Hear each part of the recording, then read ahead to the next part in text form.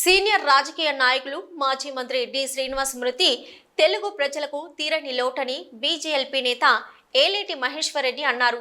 హైదరాబాద్లోని నివాసంలో డి శ్రీనివాస్ పార్థివ దేహానికి నివాళులర్పించారు. వారి కుటుంబ సభ్యులను ఓదార్చారు. పిసిసి అధ్యక్షులుగా, మంత్రిగా తెలుగు ప్రజలకు డిఎస్ చేసిన సేవలను ఈ సందర్భంగా గుర్తు చేశారు.